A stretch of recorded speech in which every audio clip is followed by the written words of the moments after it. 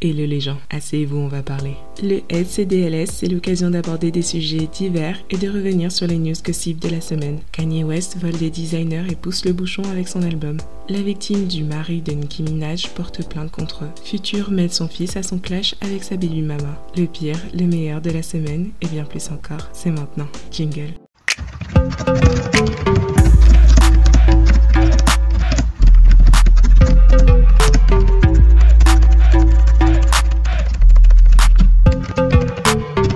Kanye West a plein de choses à gérer en ce moment. Vous savez ce qu'il a mis en vente? Non, pas son album, juste le merchandising autour de Donda. Les suites et t-shirts dédiés à la soirée d'écoute de son album dans le stade Mercedes-Benz sont disponibles à la vente. Mais l'ironie dans tout ça, c'est que les seuls produits en rapport avec Donda qui sont terminés et prêts à l'achat, ce sont ceux qu'il n'a pas créés lui-même. Une marque qui s'appelle Infinity Gods a diffusé sur son compte Instagram comment Kanye a volé leur design. Randy, l'un des créateurs de la marque, a été invité à envoyer un échantillon de ses créations à Kanye West. Ici, c'est la vidéo de Randy qui serait en FaceTime avec Kanye West. Celui-ci l'invite à venir le voir dans son stade à Atlanta, car il aurait adoré les produits, la matière et le design.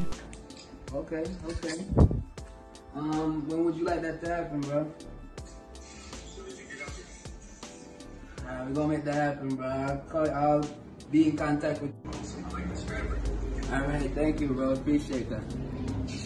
Donc, le jour d'après, le 25 juillet, ils ont roulé pendant 9 heures jusqu'à Atlanta. Ici, ils sont dans le stade Mercedes-Benz en train d'attendre leur rendez-vous. Et ils ont apporté plus de vêtements. Le gars dit qu'ils ont tous dû signer un accord de confidentialité. Seuls Randy et Sneezy, un autre créateur, sont entrés dans la pièce pour rencontrer Kanye.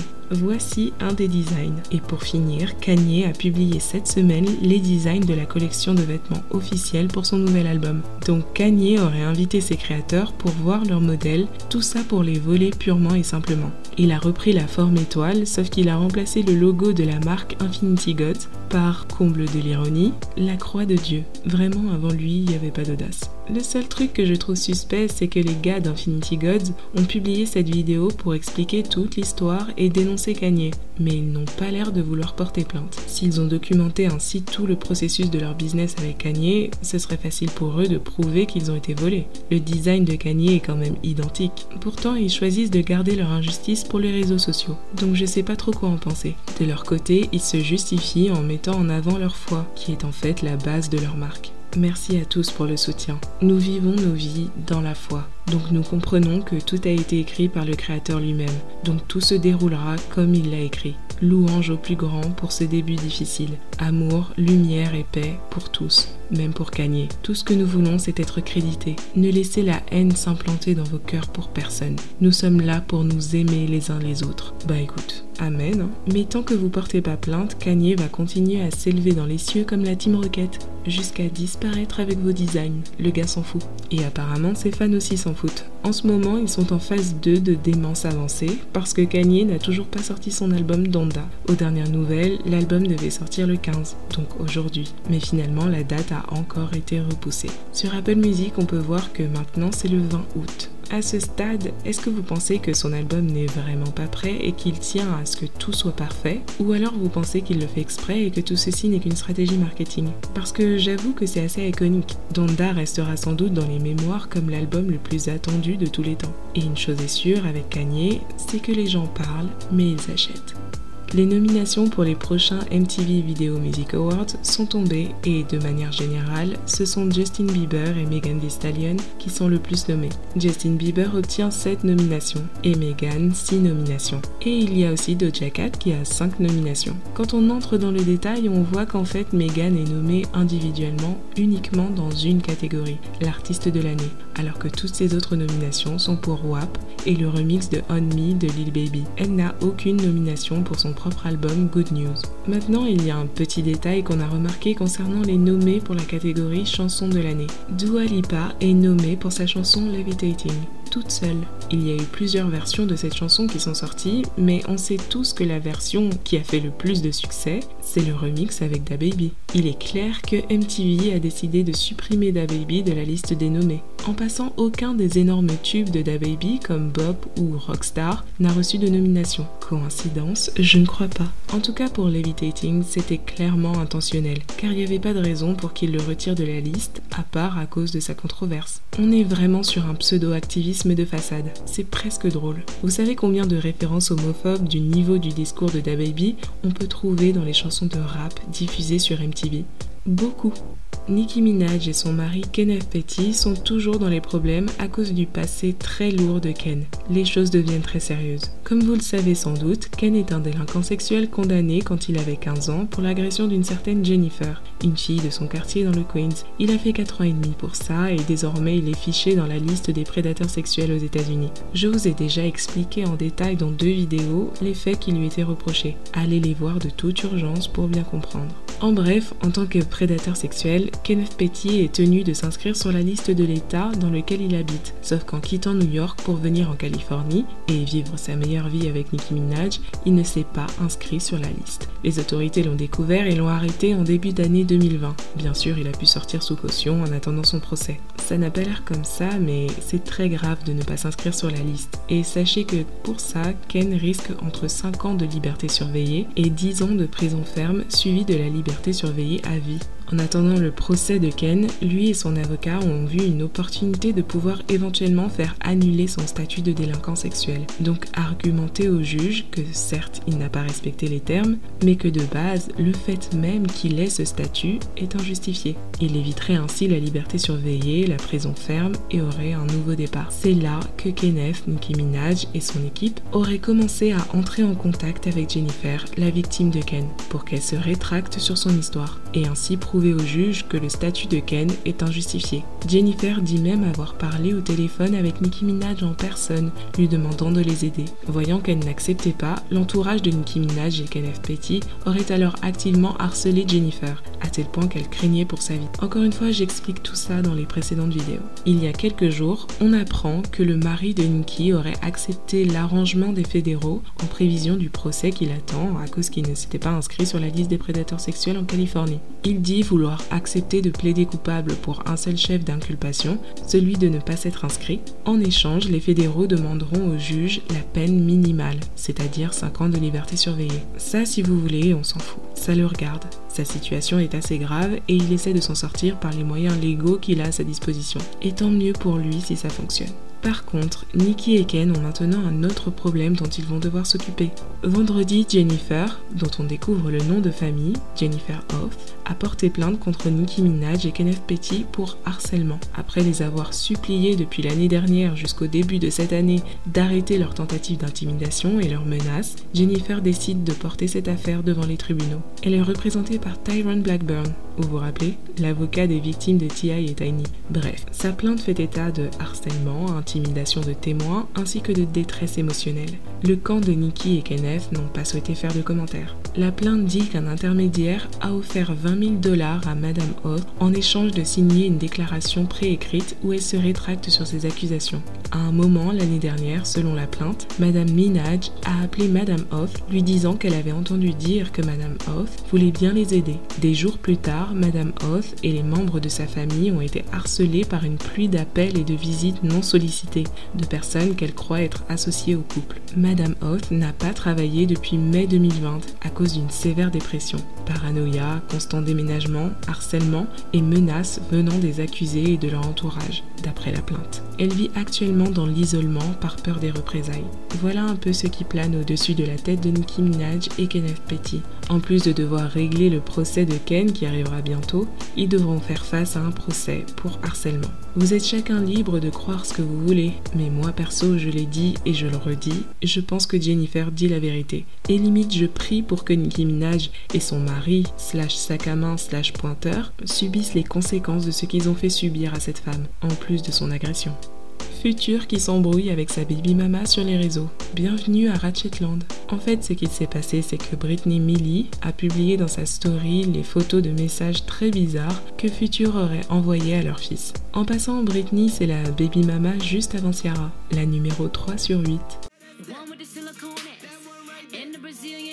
Oui, voilà, celle-là. Donc elle publie dans sa story ce qui semble être la conversation entre Future et son fils de 8 ans. Future dit « Dis-le à ta mère ». Le gamin répond « Dire à ma mère quoi ?»« De t'acheter des vêtements ». L'enfant répond juste « Papa ». Puis 2 heures après, Future revient pour lui dire une dernière chose « Ta mère est une pute ». Damn! I'm sorry.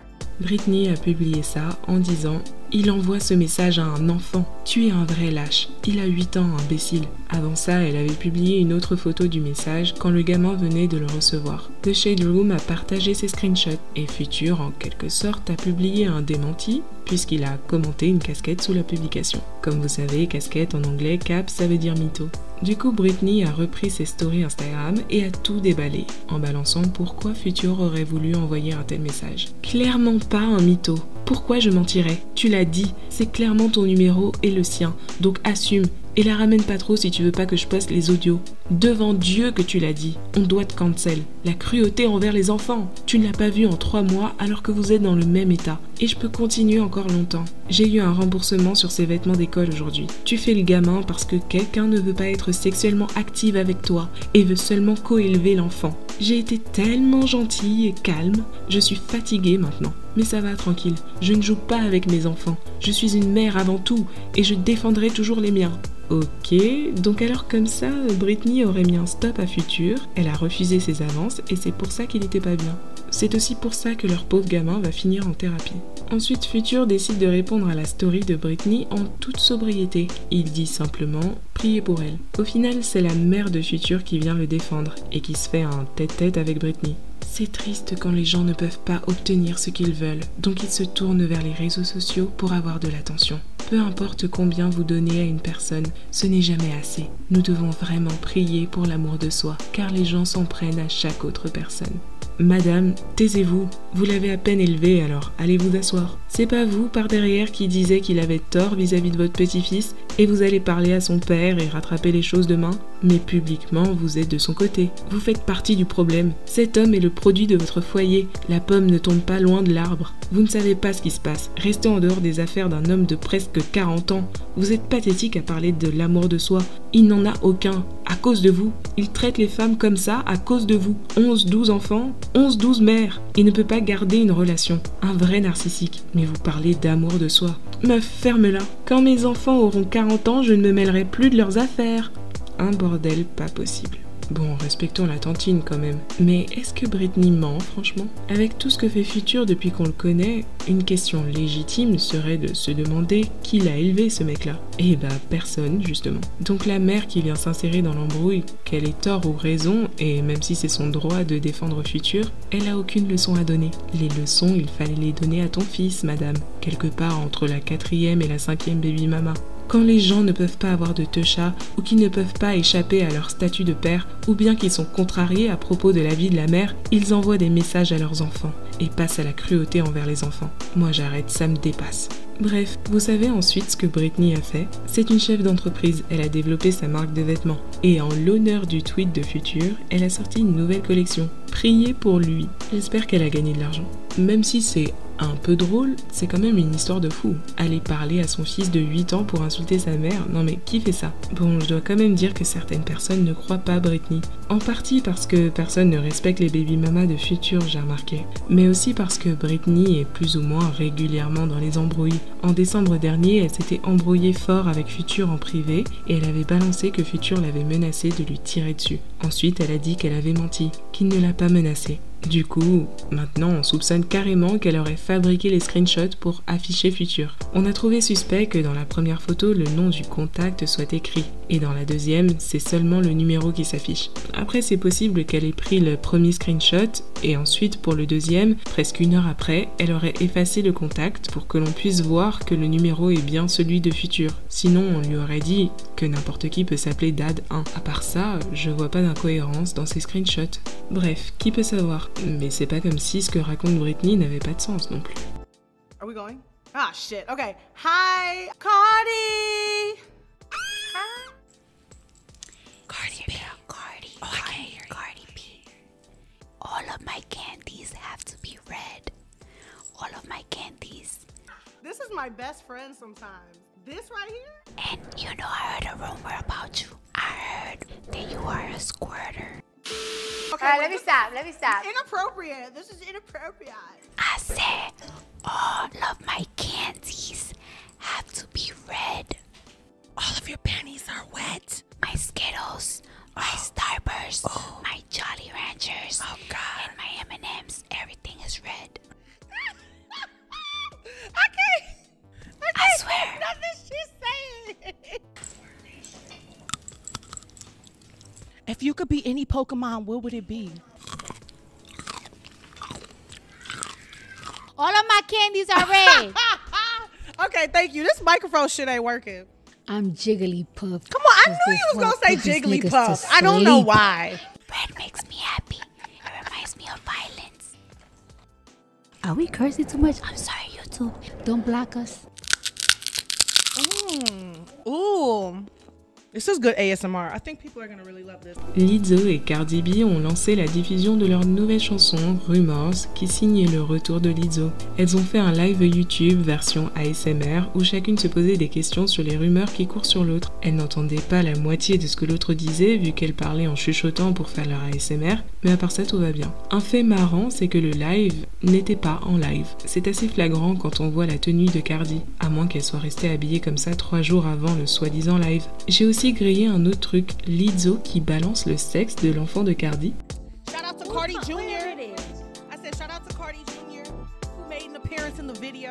Le mois dernier, les fans de Cardi avaient déjà soupçonné qu'il s'agissait d'une fille, donc peut-être que c'est une preuve de plus. Bon, parlons quand même de la chanson. Je vais pas rentrer dans des analyses musicales que je ne saurais pas faire, juste j'ai beaucoup aimé la chanson. Agréablement surprise car je m'attendais à quelque chose de très choquant, et en fait pas du tout. Tant le clip que les paroles sont assez soft, mais on a quand même des petits détails cachés par-ci par-là, juste pour le principe. Le clip est beau, mais rien de fou. Encore un clip en studio. C'est une chanson qui veut répondre aux rumeurs. Et concernant Lizzo, on l'a surtout critiquée parce qu'elle passe son temps à twerker et toute nue sur Instagram. Donc ça aurait été facile de faire comme Megan, une chanson ultra provocante pour réaffirmer ses choix. Mais Lizzo n'a pas voulu faire ça. La chanson ressemble tout à fait à Lizzo. Il y a qu'elle qui peut chanter, rapper, limite parler comme ça sur l'instru. Et j'ai le sentiment que c'est à Lizzo que l'on doit le niveau d'originalité de la chanson. Même sur le couplet de Cardi, on voit bien qu'elle fusionne avec l'univers de Lizzo. Et le couplet de Cardi, pour moi c'est simple, c'est la meilleure partie de la chanson. Elle parle de toutes les rumeurs, son million soi-disant gagné dans son strip club, le fait qu'elle soit poussée par son label, comment les blogs parlent sur elle, même ceux qui sont à l'étranger, comment on l'a critiquée pour sa performance aux Grammys, etc., etc. Son passage apporte un vrai plus, et franchement ça fait du bien. Ça là, c'était pas en dernière minute, et ça se voit. Alors dites-moi, qui a abusé cette semaine? Qui devrait passer plus de temps à bosser sur son album qu'à vendre des t-shirts avec des designs volés? Qui n'est pas loin des 40 ans et pourtant très loin de la maturité? Vous avez voté. Et pour vous, c'est pas bien d'insulter de pute la mère de son fils. Incroyable. Futur reste fidèle à lui-même, et c'est bien ça le problème. C'est le clown de la semaine pour avoir mêlé son fils à ses embrouilles débiles avec sa baby mama numéro 3. On se retrouve la semaine prochaine pour un nouveau SCDLS. Vous pouvez voter dès le samedi dans l'onglet communauté pour élire le clown de la semaine. Dites en commentaire ce que vous pensez de la vidéo et si vous êtes d'accord avec le résultat. Allez, on se parle en commentaire.